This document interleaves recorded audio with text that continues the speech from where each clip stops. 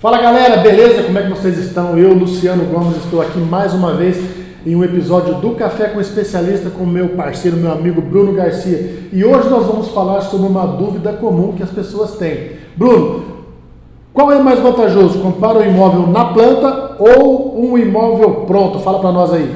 Galera, antes de mais nada, curte, compartilha, senta o dedo no like para que o YouTube entenda que nosso conteúdo é relevante.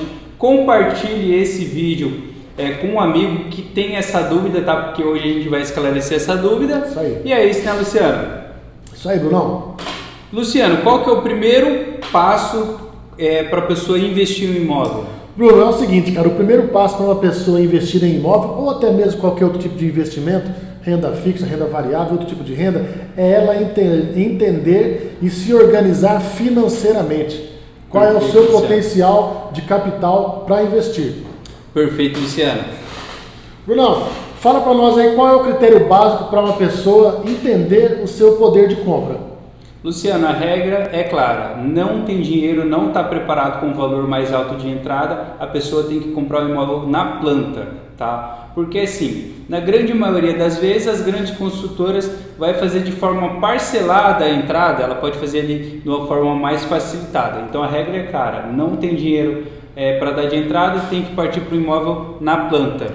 Pessoal, passando aqui rapidão pelo que o Bruno falou, por que a gente fala que o imóvel na planta é o ideal para quem quer começar a fazer o seu investimento, para sair do aluguel e até mesmo ter o seu imóvel, né? Isso. Se ela não tem entrada, ela pega o imóvel na planta, faz o financiamento, lembrando que o financiamento ela só começa a pagar a hora que ela pegar as chaves, nesse tempo ela paga a entrada com a construtora. É isso aí, é isso mesmo, Bruno? É isso mesmo, Luciano. Lembrando que assim, gente, a regra é clara, se tratando de Minha Casa Minha Vida, fuja desses anúncios aí de financiamento a 100%, tá? Não existe. Hoje, para você financiar o imóvel pelo programa linha de crédito Minha Casa Minha Vida, que é do governo federal, tá? Quem vai garantir, na grande maioria dos casos, é a Caixa Econômica Federal, e ela vai financiar apenas 80%. Os outros 20% automaticamente é entrada. Essa entrada, as grandes construtoras podem parcelar para você em 30, 40, às vezes algumas promoções até 60 vezes, né, Luciano? Exatamente. Pessoal, então fica a dica para você que quer entrar nesse ramo imobiliário, dos investimentos de imóveis, né? Fica a dica, comece a ficar atento aos lançamentos que tem na sua região. Beleza? Isso mesmo.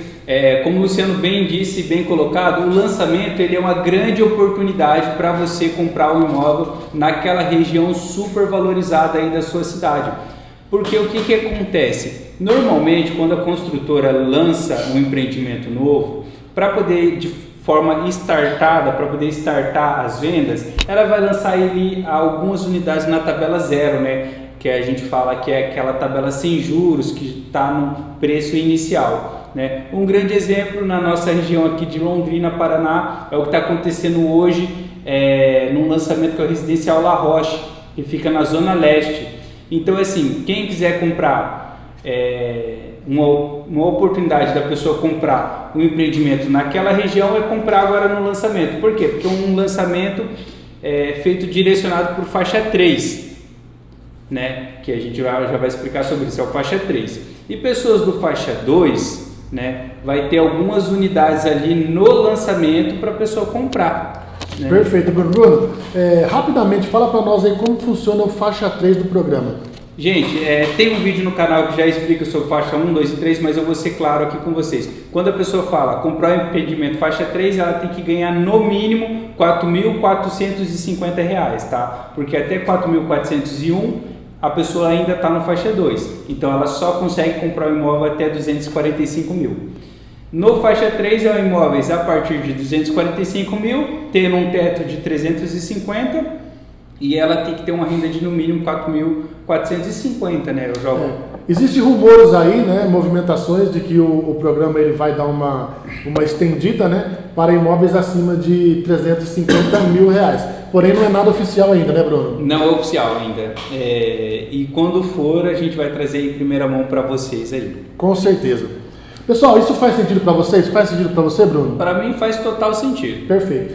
Bruno, vamos falar um pouquinho agora sobre imóveis usados. Pessoal, o Bruno aqui é especialista em imóveis usados. Fala um pouquinho para nós aí, Bruno. Gente, é assim, se tratando de imóvel usado, você tem que estar preparado com um bom valor de entrada, tá? Por quê? Porque a regra ela muda completamente, né? Se tratando de um imóvel usado. E para comprar hoje um imóvel usado, tem algumas que eu considero ali alguns requisitos básicos, né? Alguns critérios, né? Alguns critérios básicos, né? O primeiro desses critérios seria a localização, o estado, né? E o potencial de valorização desse imóvel, né? Eu considero aí. Por que eu falo estado do imóvel? Porque muitas pessoas confundem o imóvel reformado com o imóvel novo, tá? O imóvel novo não é um imóvel reformado, né, Luciano? Bruno, explica para nós essa diferença aí, por gentileza. É assim, o imóvel ele é considerado novo quando ele tem ali o seu habite, que é o documento necessário para você poder, quando você constrói o imóvel, ele tem que ter o habite, que é a liberação para você poder habitar e morar nesse imóvel. Tem um prazo ali, tá? Deu esse prazo, ele já não é considerado mais um imóvel novo, ele é considerado um imóvel então vamos de segunda lá, mão. só para esclarecer, mesmo que a pessoa nunca tenha morado, se passou esse prazo do habite, ele já não é mais Se considerado foi novo, feito o habite, já não é considerado mais um imóvel novo, tá? É considerado um imóvel de segunda mão. E aí as regras mudam, principalmente se tratando da linha de crédito Minha Casa Minha Vida, tá? A gente hoje usa a linha de crédito Minha Casa Minha Vida porque é uma das principais regras, ou a principal linha de crédito para poder se comprar o imóvel hoje, né? Que facilita o acesso, né, do primeiro imóvel. Facilita o acesso, é basicamente isso.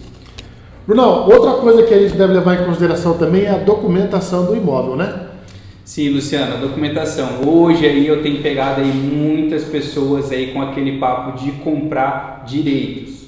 Gente, é assim, isso é um caminho, como é que eu não vou ser muito agressivo, Luciano? É um caminho que não é tão confiável assim para É o chamado contrato de gaveta, né? Contrato de gaveta.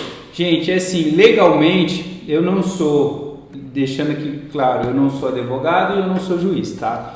Mas assim, legalmente é meio que não é válido, né, Luciano? Não é algo muito legal de se fazer, é meio arriscado. Você até pode fazer, é chamado contrato de gaveta porque é feito um contrato mesmo. Porém, lá no financiamento, vamos supor, pessoal, um exemplo. O Bruno ele tem o financiamento, mas aí ele quer vender os direitos. Nós fazemos um contrato de gaveta. Nós fazemos literalmente um contrato, reconhecido em firma, tudo, ele é válido. Porém, vamos ser sinceros, para a Caixa Econômica e para o financiamento, o dono do imóvel é o Bruno, não é o Luciano que está comprando. Porque assim, dentro do contrato da Caixa Econômica, quando você utiliza principalmente essas linhas de crédito do governo federal, já está especificamente no contrato que você não pode transferir esse contrato, tá? Se a pessoa quiser comprar os seus direitos, entre aspas, ela vai ter que refinanciar o imóvel. Aí ela vai ter que ter todas as características necessárias para refinanciar esse imóvel, tá? Não é transferível. Então, me desculpe aí os corretores que fazem esse tipo de anúncio. Eu e Luciano Domingues, a gente não faz, tá? Porque a gente baseia sempre da maneira ideal para não prejudicar de maneira nenhuma via lesar no futuro o nosso cliente, tá? Claro. Não é transferível o financiamento da Caixa Econômica, tá? Cada pessoa faz o seu financiamento, não é transferível. Ou seja, aqueles anúncios que vocês veem assim, vende-se direito de uma casa ou de um apartamento assim assado com parcelas de R$500. Isso não existe, não é verídico. A pessoa, quando comprar o direito, se ela quiser transferir para o nome dela, ela vai ter que refinanciar esse imóvel. Ou seja, aquela parcela de R$500 pode ser que não fique e com certeza não vai ficar aquele mesmo valor. Não vai. Ela vai ser reavaliada e a parcela vai ser ajustada. Exatamente. Porque, gente, vamos falar agora de uma maneira racional. Você vai comprar o direito de uma casa ou de um apartamento ou de um imóvel, né? E às vezes falta 20, 15, 20, 30 anos para você poder fazer a quitação desse financiamento. E durante 30 anos você vai pagar esse financiamento no nome de alguém. No meio desses 30 anos, muitas coisas podem acontecer. É um risco, hein? Tá? É um risco. Inclusive, essa pessoa pode se divorciar e o cônjuge dessa pessoa falar que não aceitou essa negociação. Essa pessoa pode vir a faltar, né? Faltar a falecer. Sim, tanto o vendedor quanto o comprador. Quanto o vendedor quanto o comprador. Imagina você deixar os seus filhos nessa situação. Porque se acontece alguma coisa, os seus filhos ali são menores de idade, ali não tem nada... Cara, é uma briga ali que vai envolver juiz, processo e vai se arrastar durante um bom tempo. Com certeza. Né? Ou se essa pessoa tem um filho, a pessoa que vendeu para você tem um filho menor de idade, né? Imagina a leitura do juiz ali ao tirar os direitos daquela criança ali do menor de idade, é bem complicado, tá, gente? Então eu não aconselho. Eu tá? também não aconselho. Inclusive aparece até clientes perguntando: Luciano, você não sabe de alguém que está vendendo os direitos? Gente, eu não aconselho.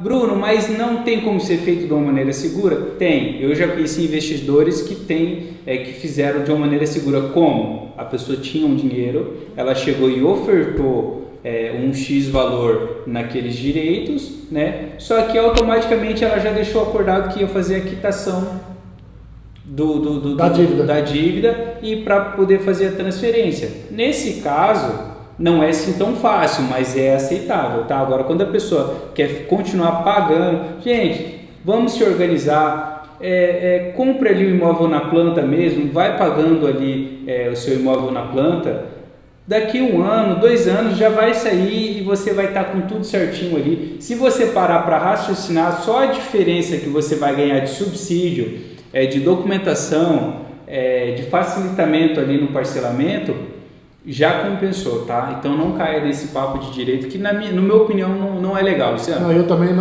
não aconselho, pessoal. Né? Inclusive até eu instruo meus clientes da melhor forma possível, né? Não aconselho fazer esse contrato de gaveta. Luciano, me conta aí alguns casos reais de pessoas que compraram um imóvel e se deram muito bem. Que você fala assim, pô, o cara acertou. Tem algum? Bruno, eu tenho vários, cara. Na realidade eu posso falar com a boca cheia. Todos os imóveis que eu vendi, a pessoa saiu satisfeita e feliz. De verdade mesmo. Graças a Deus, eu auxiliei da melhor forma possível e a pessoa ficou contente e ganhou com valorização. Eu vou contar um caso que aconteceu comigo há uns 7, 8 meses atrás, quando nós estávamos na nossa outra loja, Bruno. Lá da nossa antigo plantão da construtora. Era um domingo, eu estava de plantão, o cliente chegou, você lembra que tem um suco lá, né? Tinha um suco lá. A gente tinha hábito de tomar um suco na parte da tarde. Né? E o cara chegou, ele e a esposa dele, para tomar um suco. E eu estava de plantão lá na loja e ele entrou para falar comigo. E inclusive ele até brinca que o suco saiu caro. Parou para tomar um suco, ele e a esposa, comprou um apartamento. E saiu com um apartamento. Porém, Bruno, ele ficou muito feliz. Isso tem, se não me falha a memória, 7, 8 meses. Né? Ele comprou um imóvel na época, no faixa 2, com R$245 mil o valor do imóvel, e hoje está na planta. O empreendimento você sabe qual é, né? Acredito que você sabe qual que é, lá na Zona Norte. Sim. E hoje o imóvel, com a nova tabela, está valendo 260 mil. Perfeito, Luciano. Quando se fala disso, eu sou a prova viva de que realmente a valorização ela pode acontecer. Bem rápido aqui, a minha história é o seguinte: quando eu comprei o meu primeiro imóvel financiado, tá? Eu utilizei ali de crédito Minha Casa Minha Vida. Na época eu não trabalhava, Luciano, no mercado imobiliário. Eu até fazia algum serviço, prestava algum serviço ali no mercado imobiliário, mas não era como corretor. E um grande amigo meu, inclusive um abraço aí pro Márcio, que ele é muito conhecido aqui na nossa região. Fala, Márcio, abraço, hein? Um abraço, Marcinho.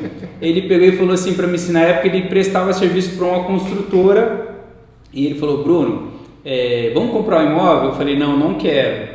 Eu tinha muito medo. E ele falou assim, não, então faz o seguinte. Gente, eu fiz isso porque eu confiava nele, tá, Luciano? Era amigo meu, não faço isso com qualquer pessoa.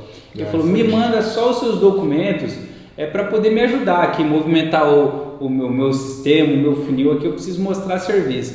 E eu mandei a documentação para ele. E aí, passado uns 2 ou 3 dias, não me recordo direito, ele falou, Brunão, vem aqui assinar seu contrato. Eu falei, não, Márcio, eu não quero. Não, então vem aqui só tomar um café comigo.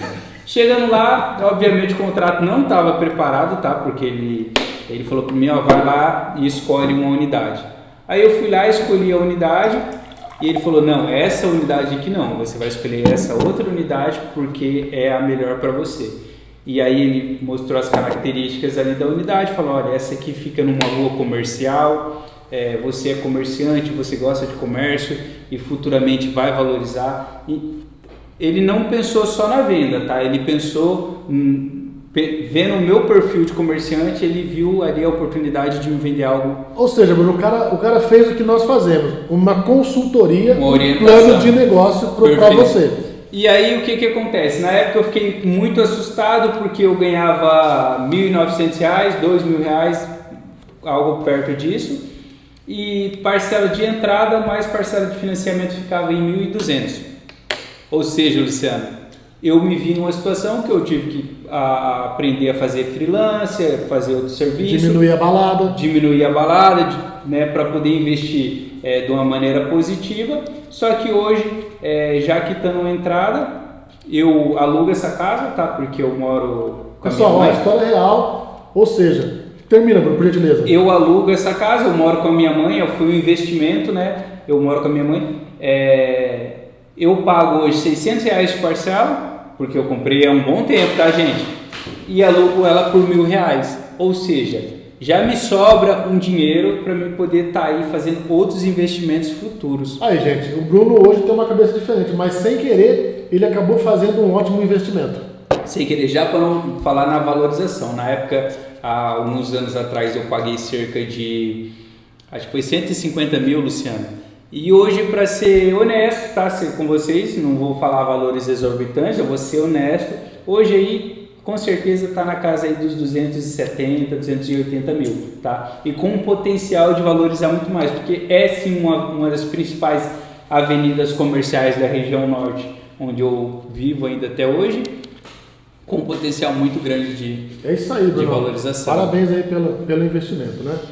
Perfeito. Luciano, dá mais alguma consideração aí? Tem mais alguma história legal aí que você... Cara, na realidade, história legal não tem, pelo contrário, agora tem a história triste daquela pessoa que não comprou há um ano atrás e está tentando comprar agora e não consegue. Por que, Luciano? O que aconteceu no perfil dessa pessoa? Na época eu vendi o apartamento, a cliente e o casal chegou a assinar o contrato no sábado, na segunda-feira eles desistiram. Porque o noivo, o namorado, né, achou que não era viável, inventou um monte de desculpa lá e não comprou.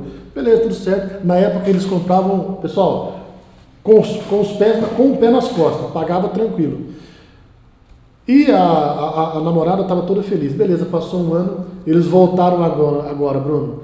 Bruno, o imóvel que eles compraram, eles já estariam morando, já teriam ganho com a valorização, já teriam pago a entrada. Hoje eles não conseguem comprar, porque o ato, o sinal que eles têm que dar, eu vou falar o valor, hoje eles têm que dar um ato de R$40 mil e parcelar mais 60. Isso aí, gente, eu e o Luciano, como consultores imobiliários, nosso dever é fazer uma consultoria. E para vocês entenderem o que o Luciano quer dizer com isso, é assim, às vezes a pessoa ela fica esperando um momento perfeito, aquele momento para comprar aquele imóvel, aquele duplex com três quartos, 2 suítes, na melhor localização da cidade, ou comprar aquela sobradada com piscina, com jardim e tal, e ela não foca naquilo que é a realidade dela naquele momento, naquilo que é possível para ela, tá? Então é assim, a pessoa não tem um objetivo, ela não vai ter uma conquista. É simples assim. Tá? É porque às vezes a gente vê pessoas deixar oportunidades passar e muitas das vezes a pessoa fica imaginando assim, esse corretor ele não quer me vender o que eu quero, a gente quer vender, né? Não tem esse raciocínio, Luciano? Com certeza. Não, esse cara não quer. Cara, gente, somos profissionais e precisamos da venda para sobreviver. Se realmente couber dentro do seu orçamento ou for couber dentro do seu perfil, você fazer uma compra do imóvel de R$1 milhão, para mim é muito mais interessante. Com certeza, na hora, né, meu? É muito mais interessante eu te vender um imóvel de R$1 milhão do que vender um imóvel de 250, 260 mil. Para mim é mais vantajoso. Claro, com certeza. Não é, Luciano? Então, assim, uma diferença clara entre o imóvel usado e o imóvel na planta, tá? Começando, né, Luciano, a gente para não fugir muito do tema aqui, para a gente conseguir direcionar. Uma das principais diferenças do imóvel na planta é que você tem mais acesso a subsídios, Mais tá? facilidade nos parcelamentos. Mais facilidades, tá? E se tratando de alguns estados, como no estado do Paraná, você tem um subsídio a mais, né? Que seria um subsídio do governo do estado. Quando se fala de um imóvel usado, seja casa ou seja apartamento, tá? A gente está falando aqui no geral, ou casa ou apartamento, tá? A gente hoje não tirou para separar um do outro, tá? A gente está falando sobre usado e novo, né? Você não tem acesso a esse subsídio. Então, ou seja, se você é um cara que realmente está preparado financeiramente, tem um dinheiro de entrada e não basta ter um dinheiro de entrada bom, você também tem que ter uma renda compatível, né, Luciano? Falando de renda agora, tem que ter uma renda compatível. Tem que ter uma renda compatível. Na realidade, como nós já falamos também em vídeos anteriores, o ideal é você comprometer até 30% da sua renda. Né? O próprio mercado ele já vai limitar esse comprometimento. Só que é o seguinte, vamos lá, você ganha R$3.000, 30% dá R$900. Cara, se você não se organizar também, você vai passar muita dificuldade nos primeiros anos. Vai passar. Porque também assim, sendo bem claro, a gente não está vendendo nada fácil, tá? Eu quando vendo um imóvel para qualquer pessoa, eu passo a realidade. Porque assim, vocês vão encontrar, no mercado imobiliário, você vai encontrar muito aquele profissional que vai falar aquilo que você quer ouvir. Exato. Bruno, até aproveitando aqui o gancho do Bruno, e eu acho que você já deve ter visto isso, esses dias um cliente mandou um print de um colega aí, não sei o nome, não sei onde que ele trabalha, mas na divulgação dele dizia, aprova o seu crédito no programa Minha Casa Minha Vida, mesmo você estando com restrição. Luciano, eu vi esse, inclusive um cliente mandou isso para mim, Bruno, isso é verídico? Gente, não é, tá? Mesmo se tratando do programa Minha Casa Minha Vida, estamos a falar de um banco, que é a Caixa Econômica Federal, e não faz sentido ela emprestar dinheiro para quem está com o nome sujo, com o nome restrito, tem que estar com o nome limpo. Esse profissional, ele estaria sendo um bom profissional, estaria sendo correto, se ele anunciasse da seguinte maneira, ajudo você a conquistar o seu imóvel trabalhando em cima ali, mesmo se você tiver restrição, trabalhando em cima dessa questão. Sim, auxiliando, né? Auxiliando, orientando, que é o que eu faço. Quando alguém chega para mim e fala, Bruno, eu quero muito comprar um imóvel, mas eu tenho uma restrição no meu nome. Eu falo, beleza, vamos trabalhar para que nos próximos 2, 3, 4 meses, 1 ano, você consiga atingir o objetivo. Como?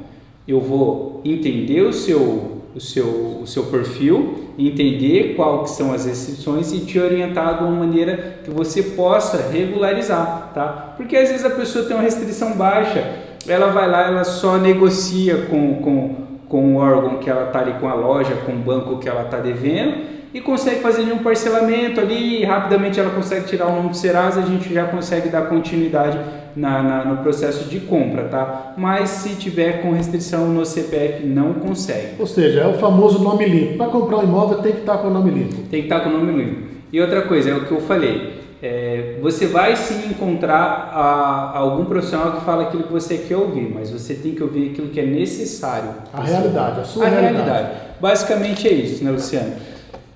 Isso aí, Brunão. Brunão, eu acho que por hoje tá bom. Falamos um pouco aí sobre tudo, né? Imóvel novo, imóvel novo, usado. Né? Para o próximo episódio a gente vem com temas muito interessantes, tá? Algo que vai agregar realmente aí na sua vida, porque o canal ele não é exatamente apenas sobre o mercado imobiliário, tá? O canal é para te ajudar você a ter uma gestão pessoal e conseguir conquistar aí inclusive a sua liberdade financeira. Inclusive o seu imóvel. Exatamente. Né? Utilizar aí o mercado imobiliário como um investimento, tá? Para a conquista de patrimônio, para o crescimento do seu patrimônio. E basicamente é isso. Espero que tenha ficado claro, tá?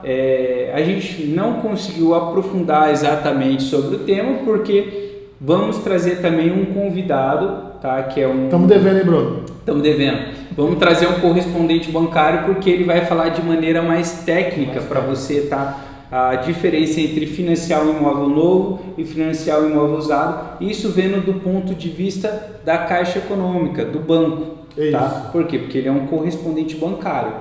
Tá? Então daí vocês vão conseguir entender de uma maneira mais técnica, que ele vai ser a pessoa mais indicada para poder estar fazendo aí essa comparação. Tá? Mas basicamente é isso, né, Luciano? Isso aí, Brunão. Galera, então vamos lá, ó. Encerramos aqui mais um episódio do Café com Especialista.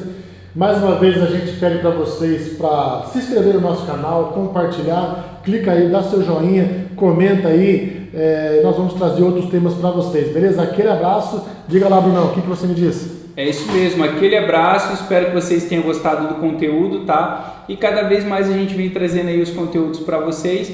E é isso, Café com Especialista, muito obrigado. E já sabem, gente, se precisar, se tiver dúvida, eu e Luciano Domingos estamos dando para vocês uma consultoria 100% online, 100% grátis, tá? E espero que vocês gostem. Muito obrigado.